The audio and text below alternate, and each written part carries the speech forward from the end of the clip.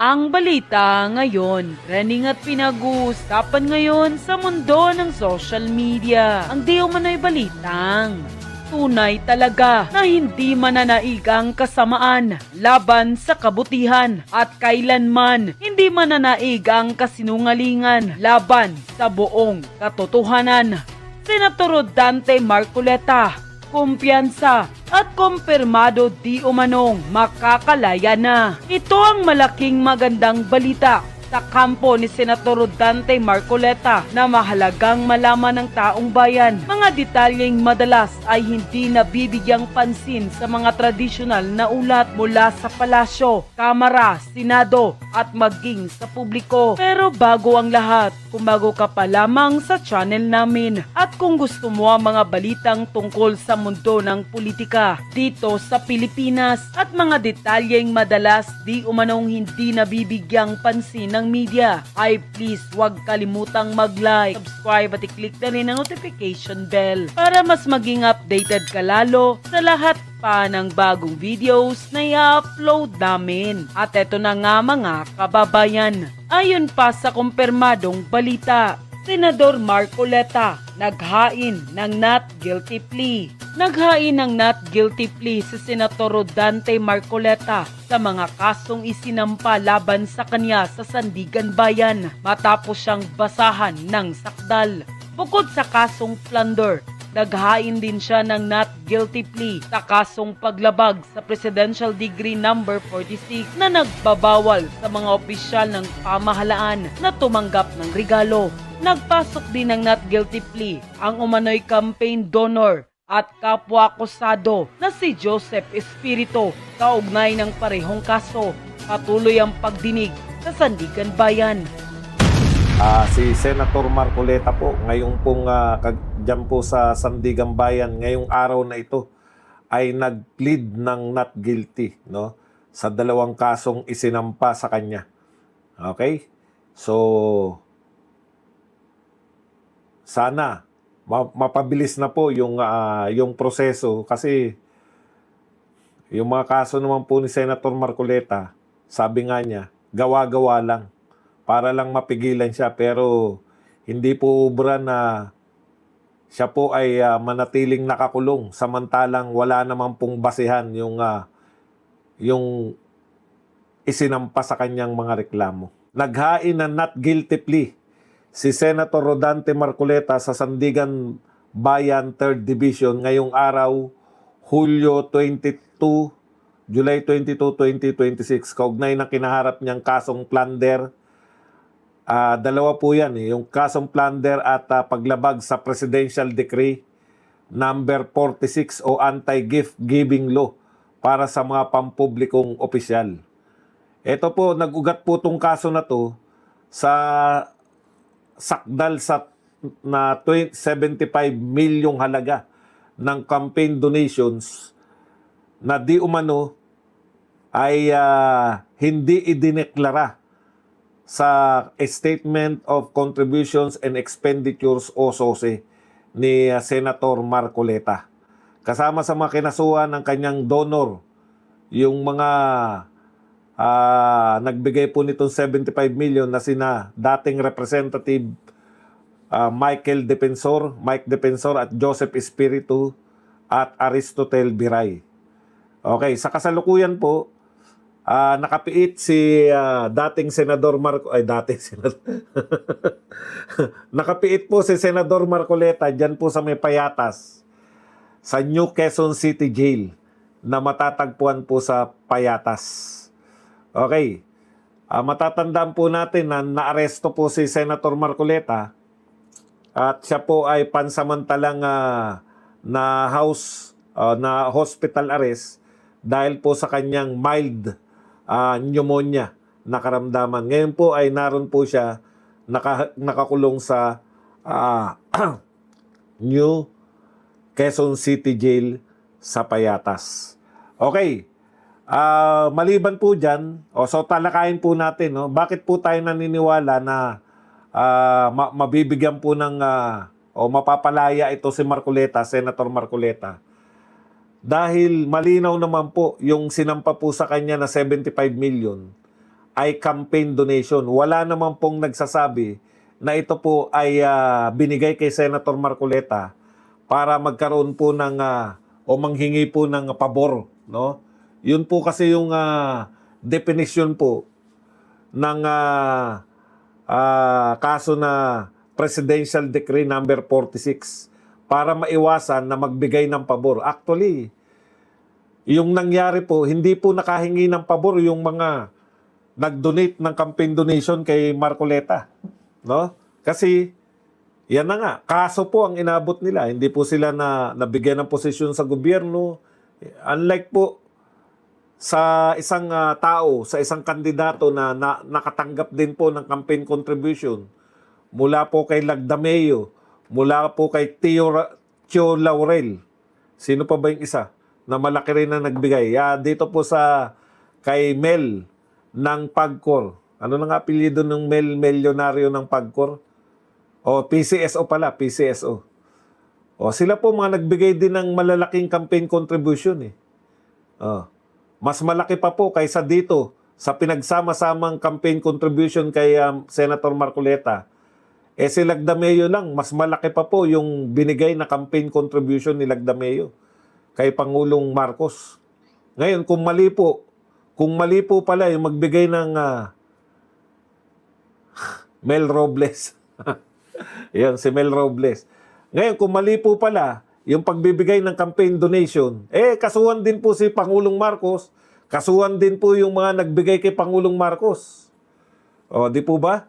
Bakit po si Marcoleta lang ang tanging may kaso? Kaya po sinisigaw na ito yung tema ng mga rally ng Iglesia ni Cristo. O, hindi pa po tayo check ha. Ako po, wala pa yata opisyal, no? Sino po yung mga iglesia dito? Wala pa bang opisyal yung sinasabi na February 27? Ba, malapit na yan. Sana balitaan nyo kami. Pagka isang malaking rally daw po yan. Kaya lang, hindi pa natin pwedeng i-announce. I-announce lang natin pag opisyal na. Malay nyo, ano lang po yan, di ba? Okay, sa makatwid po,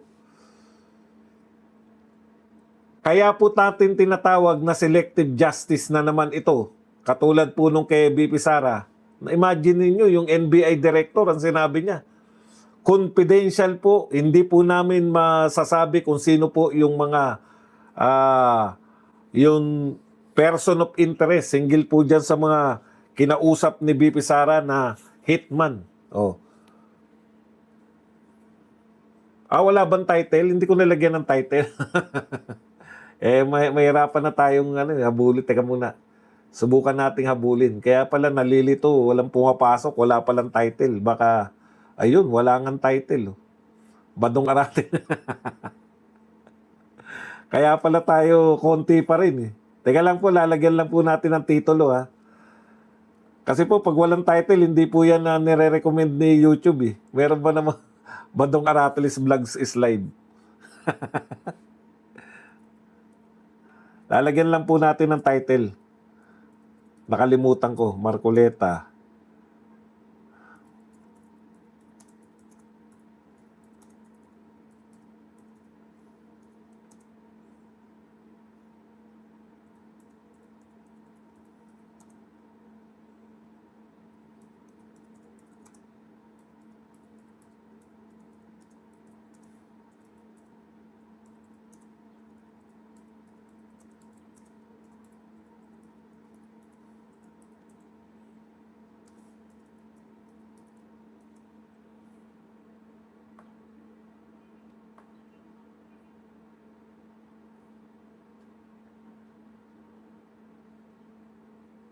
O yan, maraming salamat po sa nagsabi na walang title. Okay, tuloy na po tayo, no? Ikalawa. So yan po yung una, yung 75 million na sinasabi po na campaign contribution. Yung sinasabi naman po na kaya may kaso kasi hindi dinaklara sa SOSE at saka sa SALN. Matagal na natin to napaliwanag. Ulitin na rin lang natin, no? Hindi na po kaso yan. Hindi na po krimen, sabi ng COMELEC. Yung hindi po pagdedeklara ng SOSE sa anang campaign contribution sa SOSE ay hindi na po kinukonsider ng COMELEC na criminal offense. Kaya nga po, pinawalang sala na ng COMELEC itong si Senator Marcoleta. Hindi na po yan, wala na pong nilalabag na batas kasi may nagbago na po sa batas. So kung wala na po sa batas yung paglabag niya, wala po nilalabag na batas si Senator Marcoleta. Okay? So dito naman po sa hindi salin, paano mo yung ilalagay sa salin? Naubos na nga dyan po sa kampanya. Tandaan nyo po, ito po ay dinonate para campaign contribution. Para gamitin ni Senator Marcoleta. Kailan ba ng kampanya? Kailan ba yung eleksyon? Mayo. Paano mo ilalagay yan kung ubos na? Samantalang ang salin po, ginagawa po yan, December. Yung huling pera mo, kung magkano yung pera mo. Bakit po mapupunta sa salin yan kung ubos na? Hindi po yung salin, hindi po yan talaan ng mga pumasok at lumabas na pera sa'yo. Ang ibig po sabihin ng salin, magkano ang pera mo, magkano ang asset mo sa December 31, 2025. So kung ubos na po yun, nagamit po yung 75 million sa kampanya, ano pong isusulat na salin dun? Ano po yung isusulat sa salin? Ubos na nga. Nung Mayo pa lang. Okay. Ikalawa po, yung gift giving, ayan po, malinaw po yan, na wala pong paglabag si Senator Marcoleta kasi wala naman pong hininging pabor sa kanya yung mga nagbigay ng regalo. Wala nga pong pabor na naibigay si Marcoleta. Ganito po yan. Kung ang masama po, nagregalo ka out of the blue, wala. Exempted. Nakalagay po sa batas, bawal magregalo sa public official, bawal magbigay ng monetary gift. Pero ang exemption po ron, pwera lang kung ito ay campaign contribution. Malinaw po na campaign contribution yun. Kasi po, bakit po pinagbabawal po yung pagbibigay ng regalo? Kasi karamihan po ng nagbibigay ng regalo, dahil kultura po natin yung mga Pilipino, di ba?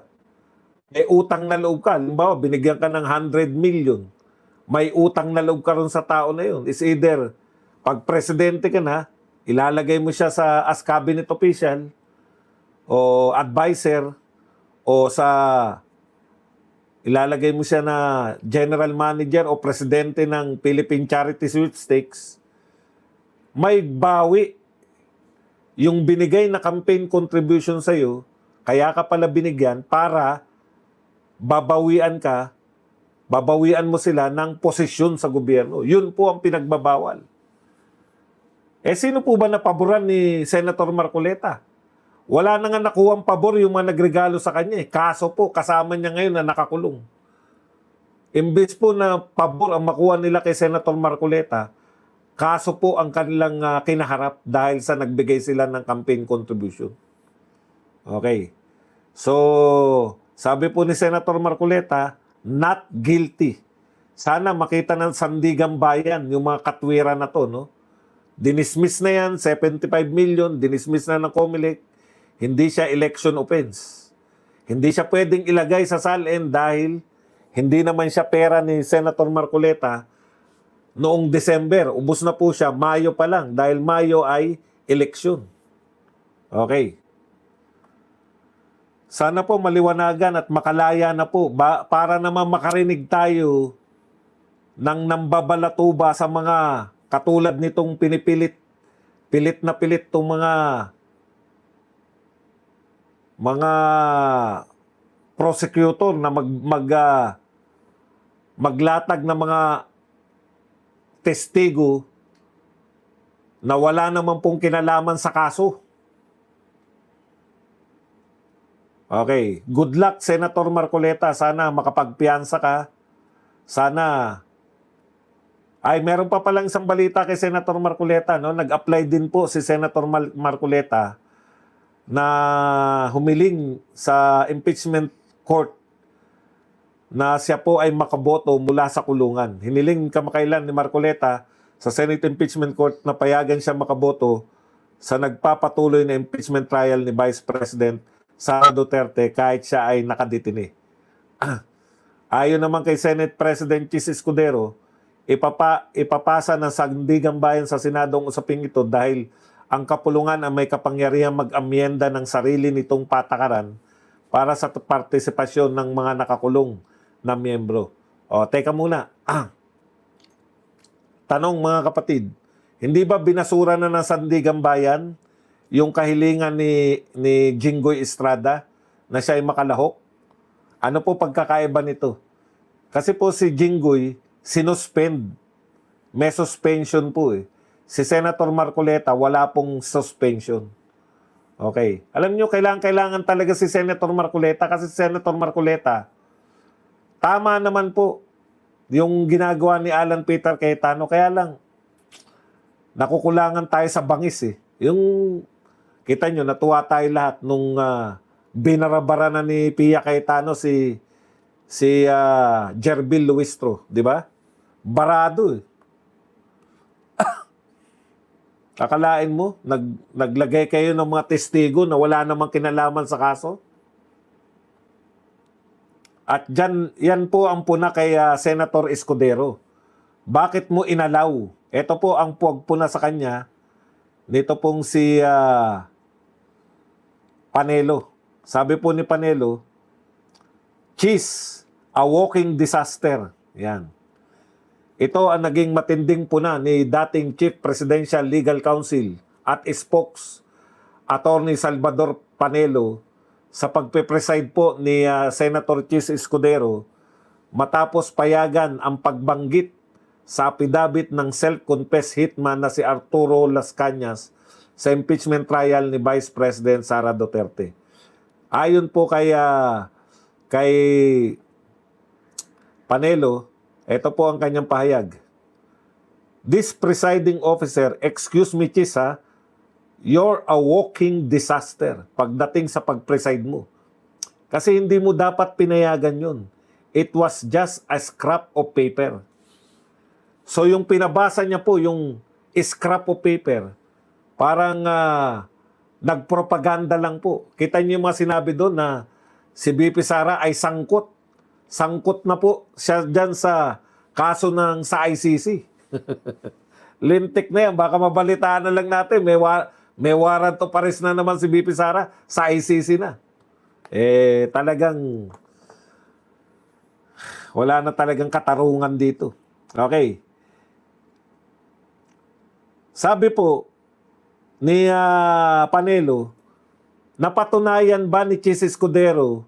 Kasi ang sinasabi, ito raw dokumento na to, ito raw yung bahagi, yung binasa po ay bahagi ng dokumento ni Las Cañas doon sa ICC. Thank you very much kay Belen na nagbigay po ng pangkaping $199. Maraming salamat. Gawin na muna natin tong moderator si Belen.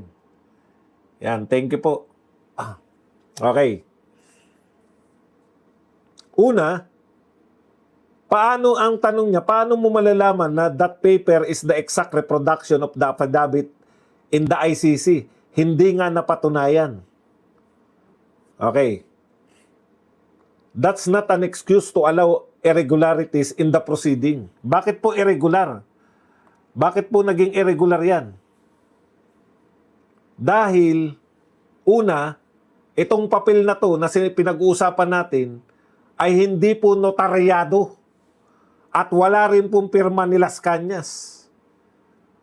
Oh, saan ka nakakita? At si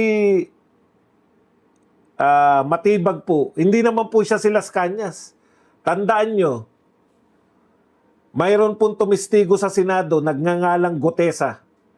Siya po ang parte po nung pagde-deliver ng maleta. Di ba?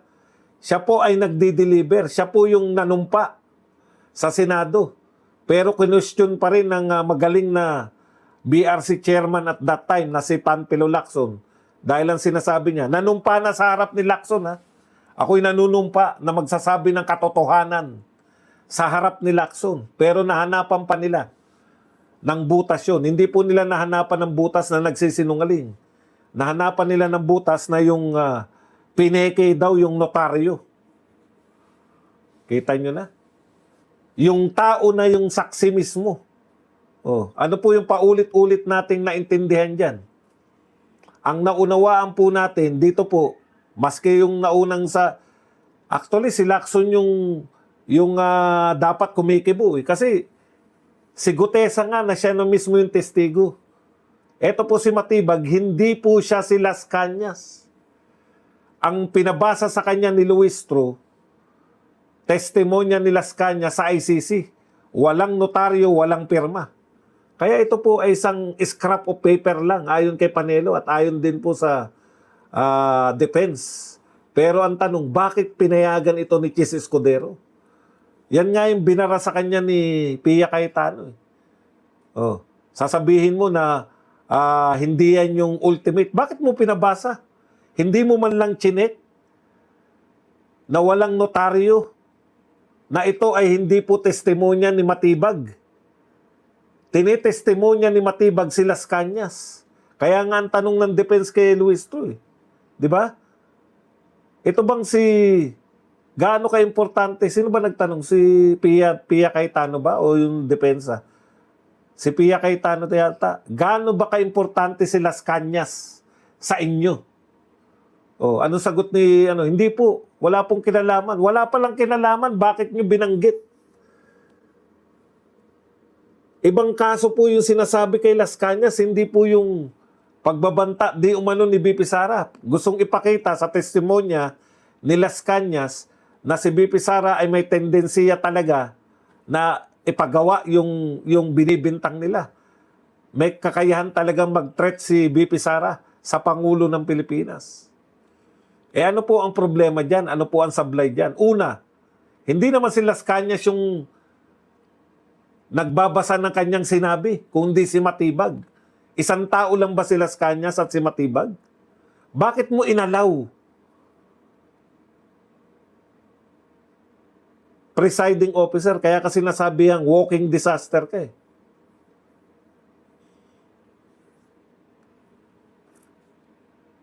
Testimonya ni Las Cañas, babasahin ni Matibag. Ang question nga, sigurado ba kayo na yan yun? Yan yung mismong testimonya ni Las Cañas.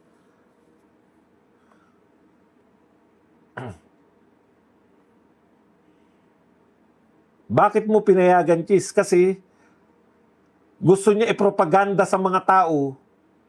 Wala talaga silang yung unang tatlong testigo, wala pong kinalaman. Tignan niyo po yung tanungan para magka-ideya kayo. Ito po ang tanong ni Atty. Mark Binluan kay Director Melvin Matibag. Atty. Binluan, were you present at the November 23, 2024 press con? Sagot ni Matibag, I was not present. Was there any NBI agent present?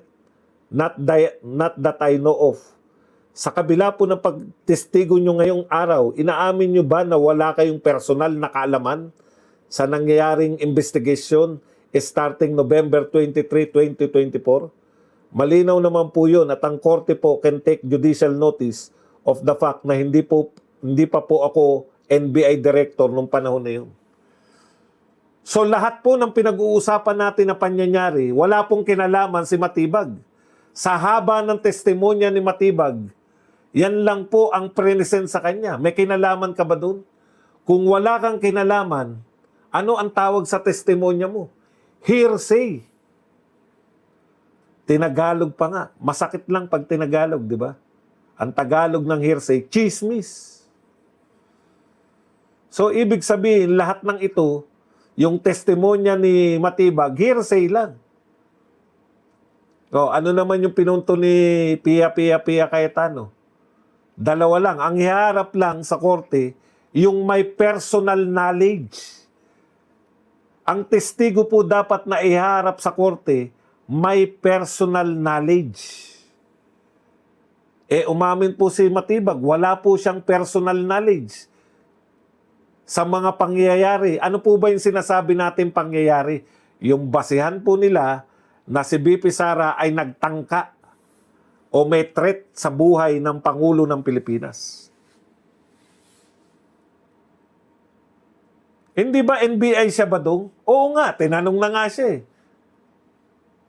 Siya nga po nagsabi, hindi pa po siya taga NBI nung kinundak yang at least yung unang dalawa, kahit wala po silang personal knowledge, yung dalawang NBI agent na naging testigo, kahit wala silang personal knowledge, at least sila po ang nag-imbestiga.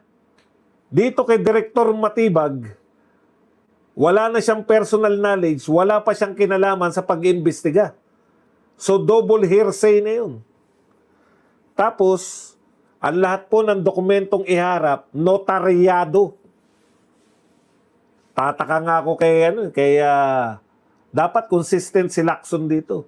Kung question mo yung notaryo ni Gutesa, kahit na siya ay nanumpa sa harap mo, kinwestiyon mo pa rin yung kanyang testimonya na notaryado naman. May question ka pa. Bakit ito walang notaryo? Walang pirma ni Las Cañas? Hindi mo kinwestiyon, Ping Lacson. 1,400 po tayo, konting patalastas. 339 lang po ang nagla-likes. Mag-likes po tayo.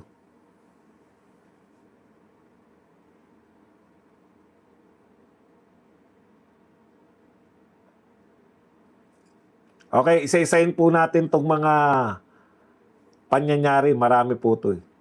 Yan. At yan po, alam naman natin na ito po ay bahagi ng propaganda pa rin nila kay BP Sara. Kahit po malabo na sila po ay ma-convict si BP Sara dahil wala silang numero, tinutuloy-tuloy pa rin po nila yan. Ang direksyon po nila para siraan si BP Sara. Pero dahil immune na yung tao sa paninira nyo kay BP Sara, ito po resulta. Positive 31 si BP Sara sa latest survey. Negative 7 si BBM. 57%. Majority ng Pilipino gusto si BP Sara. May tiwala kay BP Sara. 34%.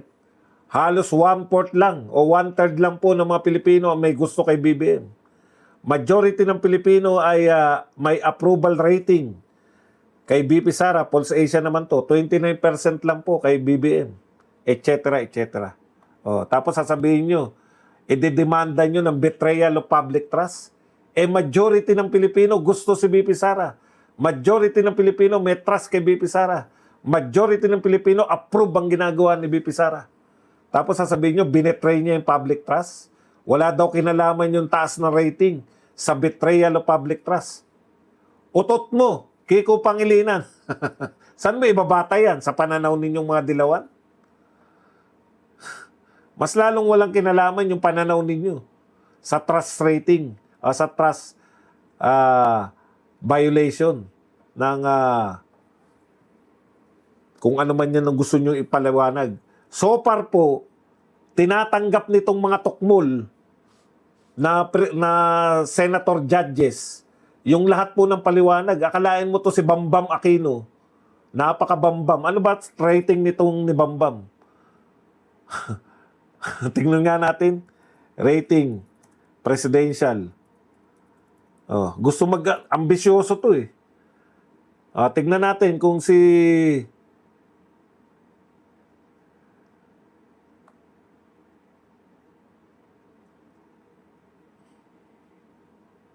mali naman. Hag na nga. Okay. Punta na po tayo rito sa iba pa.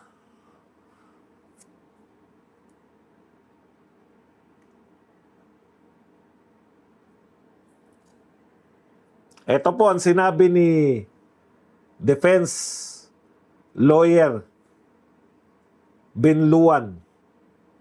We will not allow this witness to build on the basis of a mere scrap of paper. Correct. Bakit po kayo, yung witness ninyo, una, hindi naman niya testimonya yan. Ikalawa, nagdala siya ng, bukod sa siya ay wala nang kinalaman, dala-dala pa niya ay scrap of paper dahil walang testimonya, walang pirma. Tanong nga ni Panelo, paano kami nakatiyak na yan talaga ay testimonya ni Las Cañas? Ni walang pirma ni Las Cañas. Good news. Hindi ko alam kung ano ibig sabihin ng COMELEC dito. Sabi ng COMELEC, BP Sara Duterte makakatakbo sa 2028 national election hanggat walang conviction na guilty. At ito ay naging final executory at hindi na pwedeng iapila kahit kanino. So pag nagdesisyon po yung impeachment court na sinabi lang po na siya ay tatanggalin sa pwesto, kinakailangan po makita ng COMELEC yung mga salitang unappealable na to, yung desisyon nila, at siya ay hindi na pwedeng tumakbo magpakailanman, magpasawalang hanggan.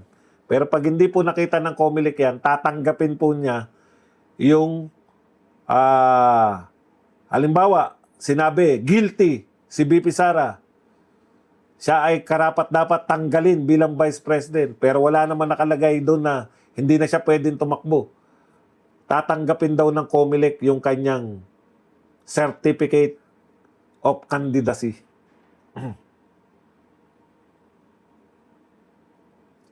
Okay, may sagot na rin po itong si Alan Peter Cayetano.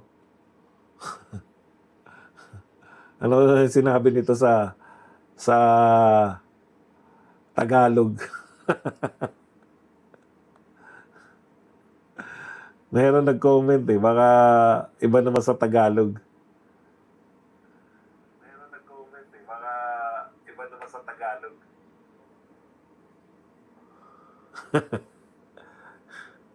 Muntik nang malimutan. Yun. Okay. Sabi po ni Alan Peter Cayetano, may naiinis na celebrity kay Ate Pia. Ito po yung celebrity na tinutukoy niya si Gloria Diaz, Miss Universe. Kung hindi nyo po type ang pananalita niya at hindi nyo type ang kanyang way of expressing herself, I respect that. Pero yung sasabihin niyo na dapat ikulong na ito, paano naman tayo dumating doon? Hindi mo lang type yung isang tao, gusto mo na ikulong. Tama nga naman, Gloria Diaz, anak ng tinapay. Naiirita daw siya sa boses ni Pia Cayetano eh. Kaya dapat nang makulong. Ito naman po ang pambabara kunwari ni Chis Escudero, pero actually inalaw niya pa rin na basahin si Las Cañas. Okay, ito po ang naging sagutan. Si ano po to? Si Binluan, sabi ni Binluan, upon perusal that such document is unsigned and notarized, notarized in other words, this is a mere scrap of paper. So sabi po ni Binluan, nakita niya po, kasi tinignan niya wala palang pirma, wala palang hindi pala notarized, kaya ito ay isang mere scrap of paper. Ito naman po ang sagot ni Girl Laway. Your Honor, may I raise a question to the witness so that he will answer and enlighten us on why the document is now notarized. Not notarized. Sabi naman po ni Chis Escudero. So you're admitting that even your prepared copy is not notarized? Kunwari nagtaka si Chis Escudero. Hindi pala notarized. Tapos hinayaan mo pa rin magbasa. Your Honor, based on the ICC as relayed to us by our witness in the next article, sabi ni Luis Tro, the ICC does not require notarization of documents. Sabi naman po ni Chis Escudero, noted, but we are not the ICC. Boom!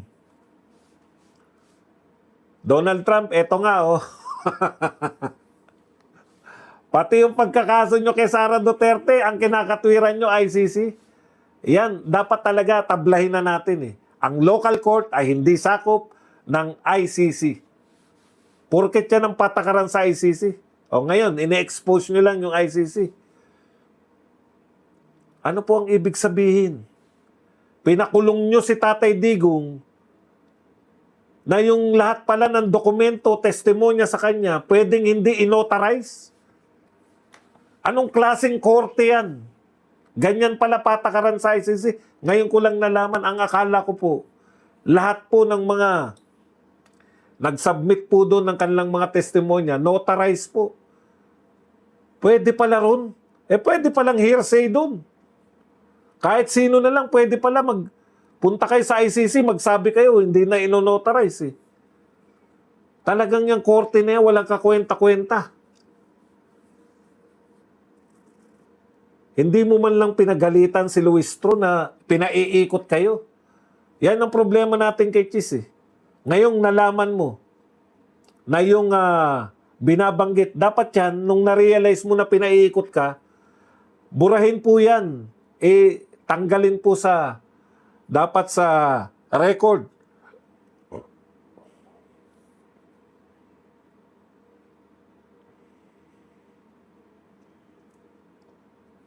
Hinahayaan lang po ni Chis Escudero eh. Pabor na pabor. Matalino po eh. Matalino po siyang presiding officer. Kaya nagtataka po ako na pinabayaan niya po. Si Las Cañas, sabi ko naman nakikinig. Gamit na yan nila si Las Cañas eh. Lahat yata ng ikakaso sa mga Duterte. Si Las Cañas. Bakit po, kung importante pala si Las Cañas, gawin po ninyong testigo. Kuwalan tayo ng tubig. Medyo nabibilaukan na ako rito sa inis. Kinakailangan nating makainom.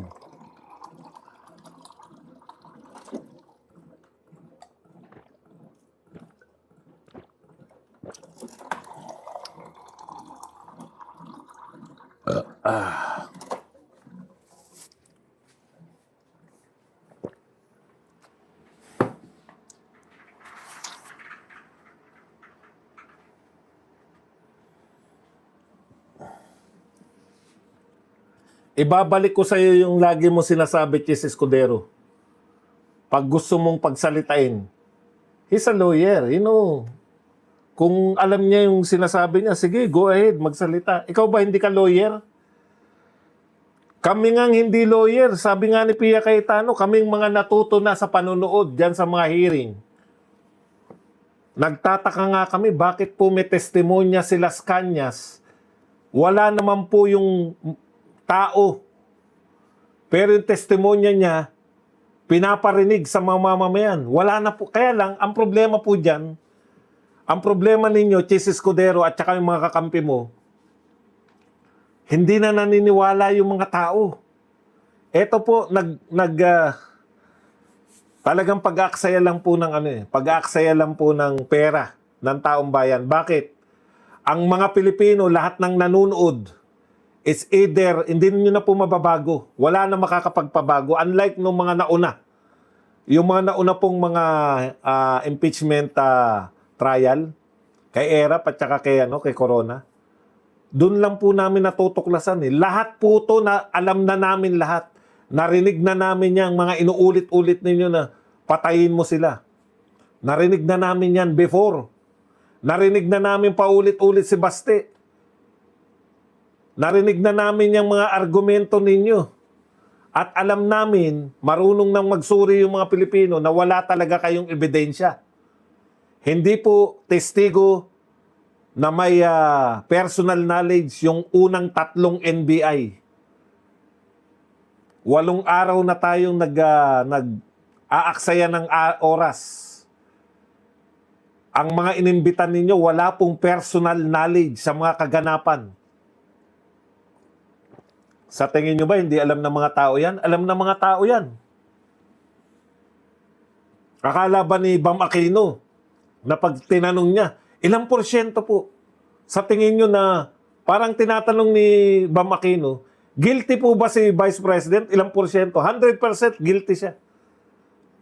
Pwede bang magpa siya ng guilty o hindi guilty? Hindi naman guilty yung sinabi. 100%. Naniniwala ako na merong death threat ang Pangulo kay... alam nyo, ang hindi nyo pinaniniwalaan, ganito. Selective kayo sa lahat.